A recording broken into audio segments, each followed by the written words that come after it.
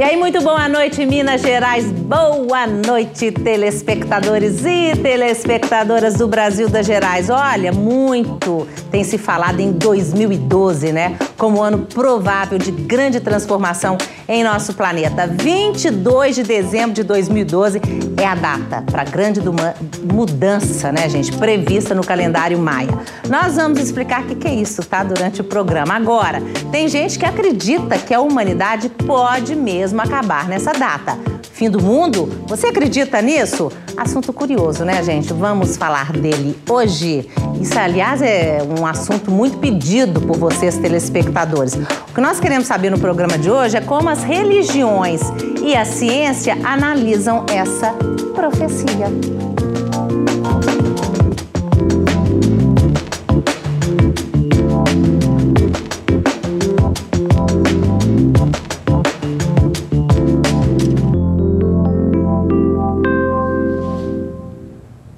Então, se você tem algo a dizer, você está no programa certo, na hora certa. Olha, o importante é que você compartilhe com a gente. Nosso telefone 32090021, e-mail brgerais@redminas.mg.gov.br, no meu blog robertazampete.com.br ou pelo Twitter, twitter.com/brgerais. Lá a gente foi pra rua, né? A gente queria saber das pessoas na rua se elas acreditam no fim do mundo.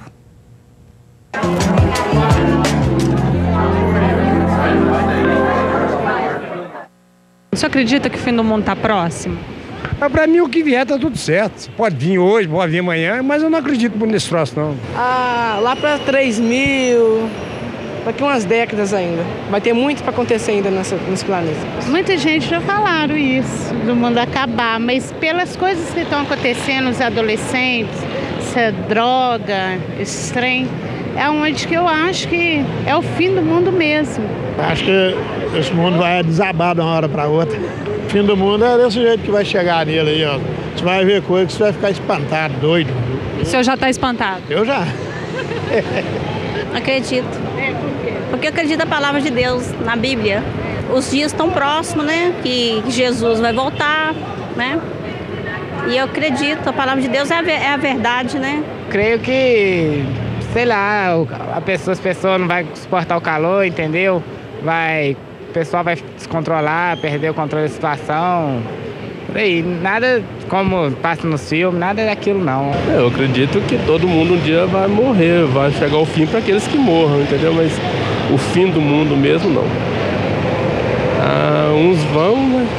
Outros virão, com certeza. Fim do mundo? Falaram que o mundo ia acabar em 2000 e não acabou. Agora vai colocar na nossa cabeça que em 2012 vai acabar só para apressar a gente e depois não acontece nada. Apressar pra quê, né?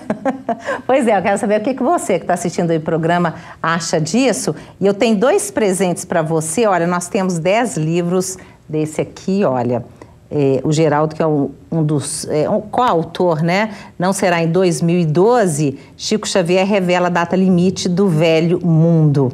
Então, nós temos 10 e nós temos também um livro aqui também super interessante, que é do Fernando Vignoli, que é artista plástico. A tela dele está ali no fundo. Ele está com uma exposição, gente, a exposição dele antes que o mundo acabe, né, Fernando? E ele tem esse livro aqui interessantíssimo, que é sobre a vida e obra.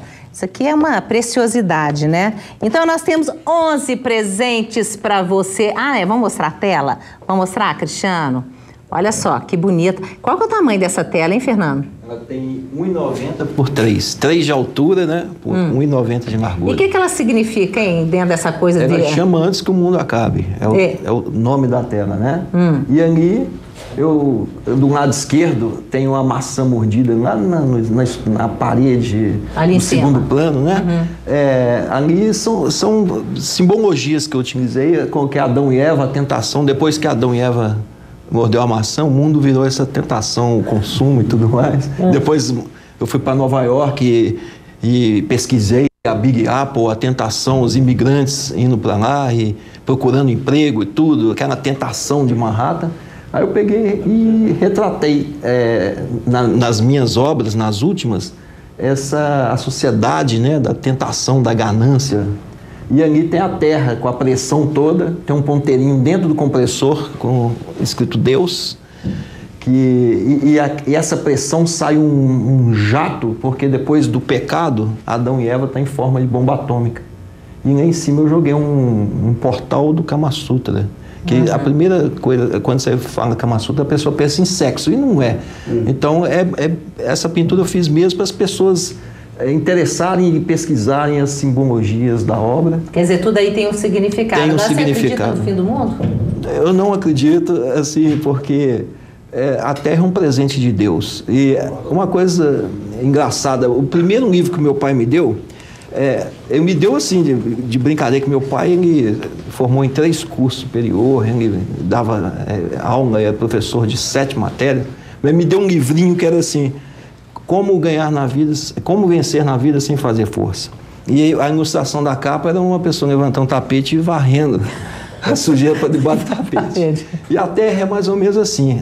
Deus deu a Terra para a gente e os homens não... A Terra é a nossa casa. E nós não estamos sabendo cuidar da Terra. Cuidar, né? A gente está julgando a sujeira para debaixo do tapete, né? E é isso que está acontecendo.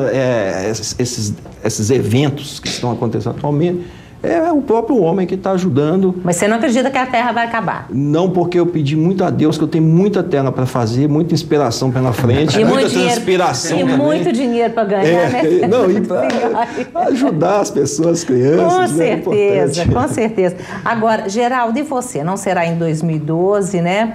Como é que surgiu esse livro? O que o Chico fala? Quer dizer, qual é a reflexão?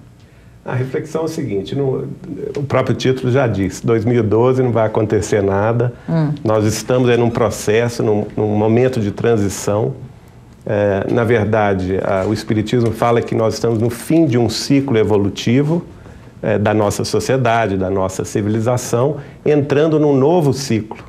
E nessa fase de transição é natural que todas essas questões sejam trazidas, né? Há uma efervescência cultural, uma efervescência espiritual, e as pessoas estão buscando a parte espiritual no sentido de completar esse vazio existencial que o materialismo deixa. Pois é, agora o Chico coloca uma data, né? Mas nós vamos falar dela agora não, daqui a pouquinho. Mas vamos explicar para os telespectadores, não sei se você é a pessoa, quem quiser explicar, sobre essa questão do calendário maia, de ser uma profecia maia. O que é isso, para quem não sabe?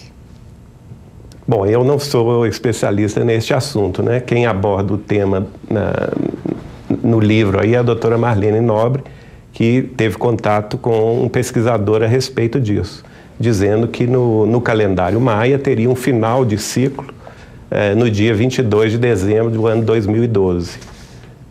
Mas isso também leva para o lado subjetivo das interpretações de quem analisa. Pois é, porque 22 de dezembro de 2012, né? Você não sabe, né, Las Casas? Agora, eu estava lendo aqui alguma coisa sobre a profecia de 2012, então diz, quem acredita e defende o assunto diz o seguinte, que o primeiro fato é que o Sol está passando por um período de extrema atividade, a mais intensa de que se tem notícia, e isso foi previsto pelos maias, e depois, em segundo lugar, os maias falaram em termos do trânsito de Vênus, baseando-se no giro de 584 dias desse planeta para efetuar seus cálculos solares. Isso tem fundo? Bom, o Sol, de tempos em tempos, aproximadamente de 12 em 12 anos, ele passa por um ciclo de máxima atividade, que está se aproximando agora, já entrou nesse ciclo. Agora, nada assim de maior do que foi há 12 anos atrás ou há 24 anos atrás. Algo inteiramente natural. Pois é, você acha que se houvesse mesmo o fim do mundo para o ano que vem, porque está em cima da hora, né, gente? A gente saberia? Olha... Quer dizer, astronomia, o que os astrônomos, né, como você tem a dizer sobre isso? Olha, a ciência hoje vê aí por volta de 20 possibilidades para o fim não do mundo, para o fim da humanidade. O fim do mundo nós já sabemos que vai acontecer daqui a coisa de 4,5 bilhões de anos. Mas a humanidade pode terminar... Por que 4 bilhões? É o tempo que o Sol vai gastar para sofrer transformações radicais, entrar numa fase chamada de gigante vermelho. Tá, porque o tempo do Sol, a previsão de existência dele é 9 bilhões de anos, né? Por volta disso. Então, mais ou menos na metade. Daqui a coisa de 4,5 bilhões de anos, quando o combustível do Sol estiver terminando, o Sol vai sofrer transformações assim radicais. O que vai acontecer com a gente? Vai haver explosão, poeira, gás? As camadas externas do Sol, elas vão expandir. Até há pouco tempo atrás, nós pensávamos que iria engolir até Marte. Hoje, alguns astrônomos duvidam se vai chegar até Marte, mas certamente vai engolir até a Terra. Nisto aí, vai pulverizar tudo. Então, o fim da Terra, nós sabemos que vai acontecer daí a coisa de 4,5 bilhões de anos por aí. Agora, a humanidade, o fim da humanidade, pode acontecer muito antes. Como eu estava falando, mas a ciência por quê? hoje... Ou então a humanidade pode ir para outro planeta até lá? Pode. Quando o Sol terminar, quem sabe, né? A ciência nós não vamos ainda... estar aqui para ver, né, gente? A ciência ainda está nos seus primórdios, né? Então, quem sabe? Pode. Ou quem sabe que nós podemos até arrumar uma forma de deter esse envelhecimento do Sol, importando combustível de outras estrelas, coisa hoje impensáveis, né? Mas pode, né? Quem sabe? Agora, sobre 2012, a humanidade pode terminar lá? Olha, eu acho que pode. Devido a quê? Hoje nós temos um arsenal atômico suficiente para terminar com a humanidade. Ou seja, se... Pode acontecer alguma coisa até lá. Pode acontecer alguma coisa. Das várias possibilidades do fim da humanidade, algumas seriam que eu chamo de autodestruição. Uma experiência científica mal sucedida, ou seja, um vírus que escape do laboratório e tal, uma reação nuclear em cadeia, guerras, né? Essas guerras loucas. De repente, aquele que a gente temia algumas décadas atrás, esse perigo ainda não acabou. Por exemplo? De repente, alguém lá solta uma bomba e outro responde e tal, e bomba para lá, bomba para cá. Vamos embora nessa, né? Bem, então tem várias possibilidades, assim, vamos dizer, imediatas, que seriam de autodestruição. Algumas possibilidades a médio prazo, falando em centenas de anos, que poderíamos dizer seriam astronômicas, né? Como, por exemplo, o muito falado, já rendeu filme e tal, a colisão de um grande cometa ou asteroide com o nosso planeta. Nós estamos aí, não estamos de braços cruzados, não. Nós estamos monitorando esses cometas e asteroides que podem se aproximar de nós. Porque tem até no YouTube, que é super visto, um vídeo justamente, é a Terra encontrando com... Mas aí com outro planeta, não é? Não, mas aí o que falam, ou falaram muito de 2012, seria de um tal de Nibiru. Isso. Né? Não tem nada a ver. Daí tem nada invenção. Invenção, tem nada a ver. O que dizem como evidência do Nibiru não existe, ou é coisa mal interpretada. Pois depois vamos falar daqui a pouquinho mais esse a médio prazo, para todo mundo entrar nesse primeiro bloco. E vou dar uma... Não, deixa eu entrar com a ideia, que você estava rindo enquanto ele estava falando aqui, o nosso geólogo, né? O que você acha? Eu acho o seguinte, eu até estava conversando com ele aí no... Las Casas. Las Casas, né? Eu estava dizendo para ele o seguinte, que a meu julgamento, as colisões, né, de bólidos que venham do espaço sobre a Terra, elas, no meu juízo, poderiam estar escasseando com o tempo, porque o que caiu não cai mais, né? Então, se a gente tiver nas nossas imediações um número relativamente limitado desses corpos, a tendência seria diminuir. Parece que o bombardeio é extremamente intenso ainda, né, em alguns planetas que não têm o intemperismo químico, que não tem a formação de solo e que, portanto, a marca fica lá. Quer dizer, fica lá na Lua, fica em Marte e assim por diante. As crateras são marcas da queda desses bólidos, né? Eu acho o seguinte, que o que vai acontecer em 2012, com toda certeza, são os acidentes geológicos para os quais a humanidade não tem dado a menor atenção. Então, não dá bola. Não dá a menor bola. Os acidentes tipo os da região montanhosa do Rio de Janeiro, aquilo ali é tragédia anunciada, né?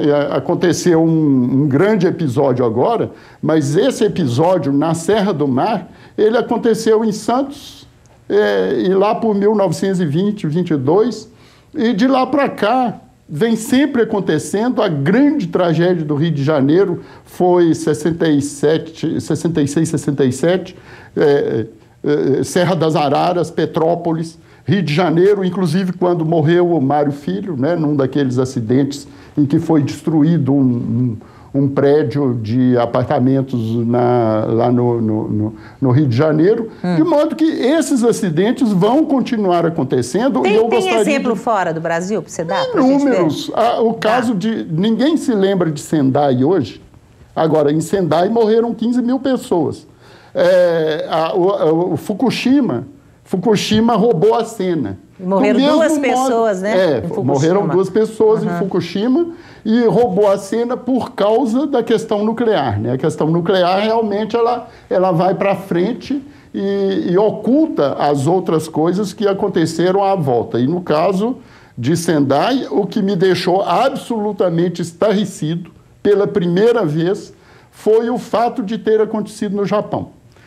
Os japoneses conhecem geologicamente a história das tsunamis, que dizem que é feminino, né? Eu prefiro falar dos tsunamis. Mas por quê, Os australianos conhecem, os australianos conhecem, a Índia conhece, quer dizer, esse pessoal que estuda geologia sistematicamente... Conhece, mas não dá importância. Não dá importância, quer dizer, veja bem, se nós estamos nessa posição aqui, a 1.000 metros de altitude, nós podemos ser atingidos por um meteoro, por exemplo. Então, esse é o chamado risco fortuito. Pode acontecer e nós não temos nada a fazer para nos livrar desse evento. Pois é, mas agora, pode... no caso de quem mora numa situação que eu chamo de risco de posição, que é, por exemplo, na orla marinha do Pacífico e do Índico, ora, quando chegar lá as ondas gigantes, não tem saída. Quem falou muito bem sobre isso foi quando a mídia mundial, de um modo geral, estava falando que era necessário avisar a ocorrência dos terremotos para que as pessoas se pusessem a salvo. Um aventureiro lá da Tailândia falou, quer dizer que me avisam que vem um tsunami e eu subo para o primeiro coqueiro. Quer dizer, na realidade, o que a humanidade tinha que fazer? No contorno do Pacífico, pelo menos, e também do Índico, a meu julgamento, não devia haver ninguém morando. Pois é, mas aí... Então, as cidades tinham que estar na cota 20 ou 30, pelo menos. Mas depois nós vamos falar mais disso, para entrar com o Edivar, mas eu fico pensando, as próprias cidades que a gente tem no Brasil, a gente tem as cidades começaram em torno dos rios. Então, hoje a gente vê, quando tem uma chuva e tudo, a cidade alaga toda. Tem a ver isso, né? Tem a ver e, na minha opinião, você está... Às vezes, até a própria legislação ajuda as pessoas a irem para o lugar mais perigoso. Então, por exemplo, eu, se tivesse que escolher locais para morar, escolheria os altos de morro. Então,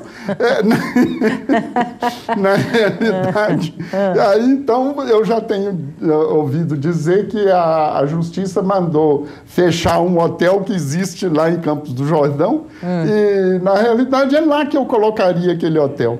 Está muito bem posicionado. Daqui a pouquinho você vai falar mais, quer dizer, eu quero saber geologicamente, né, se tem alguma coisa prevista aí. Mas você, eu fico pensando, 22 de dezembro de 2012 é a data, né, para algum tipo de transformação. Antes de você dar a sua opinião e tudo, Edivar, por que nós seres humanos nós gostamos de marcar data, não é? Tudo é data, a data do aniversário, a data para isso, a data para aquilo. E as tais das profecias, elas nos atraem, não sei, eu acho que a gente tem uma certa curiosidade, a gente se apega. Por quê, na sua opinião? Eu teria 2 coisas a contribuir com essa roda de conversa gostosa aqui. A primeira é que nós, seres humanos, temos uma sede de infinito e nós nos detemos o tempo todo no limite do tempo. Nós fazemos a experiência da finitude e desejamos o tempo todo a eternidade. Então é natural que o ser humano, ao experimentar, né, os seus limites, o limite do outro, a morte do outro, ele se pergunte quando será o fim. Mas engraçado, a palavra profecia, na tradição judeu-cristã, é muito interessante, que não é tanto o adivinhar o futuro, Mas o profeta é aquele que, em nome de Deus, analisa a realidade, percebendo a urgência da necessidade de mudança, profetiza. Então, a profecia não é uma adivinhação do futuro, como que se as religiões tivessem segredos revelados por Deus ou por alguém e que pudessem antecipar e preparar a humanidade para o futuro. Ao contrário, o papel da religião é alimentar a esperança e fazer o ser humano acreditar que Deus deu a ele responsabilidade, liberdade criadora para cuidar da vida. Então eu tenho uma compreensão diferente de que profecia não é tanto aquilo que vai acontecer no futuro, mas a linguagem religiosa profética é aquela que às vezes usa até de imagens catastróficas para dar o sentimento de urgência no ser humano e ele mudar de vida. Né? Pensar, eu gosto muito da perspectiva que o professor Las Casas colocava de que realmente hoje nós estamos tomando consciência cada vez mais de que nós podemos destruir esse planeta ou colocar como inviável o futuro da vida aqui. Com certeza. No segundo bloco nós vamos falar mais disso. Gente, nós vamos fazer intervalo. E aí, o que você acha, né? 32090021, os contatos pelo mesmo telefone. Nós temos 10 livros. Esse aqui não será em 2012. Para você, Cris, não será em 2012. Chico Xavier revela a data limite do Velho Mundo. Geraldo vai contar, Marlene Nobre e Geraldo Lemos Neto, tá? E temos são 11 presentes. Liga. Hoje é o dia que você vai ganhar presente aqui no Brasil das Gerais. E o livro do Fernando Vignoli, que é esse artista brasileiro que mora metade em Belo Horizonte, metade em Nova York, né, que você mora, e que faz um sucesso danado. Estava brincando ali com o valor daquela obra que está ali no... Pode falar o valor? Porque o pessoal fica curioso para saber, né? Gente, $85 mil, aquela obra dele que está ali no fundo, coisa, e faz o maior sucesso. Isso é muito bom. É artista mineiro aqui no Brasil das Gerais, faz o maior sucesso. Nós vamos fazer intervalo, tá? Liga, comenta, faz pergunta, o que você quiser. Nós já estamos cheios de participações aqui. Vou fazer no segundo bloco, a gente volta daqui a pouco. Tchau, tchau.